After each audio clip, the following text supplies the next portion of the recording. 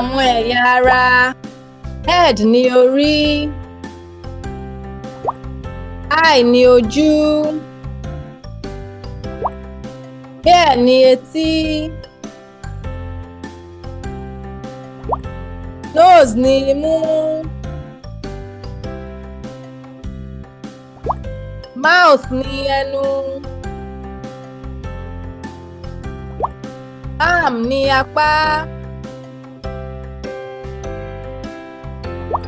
Hand ní ọwọ́.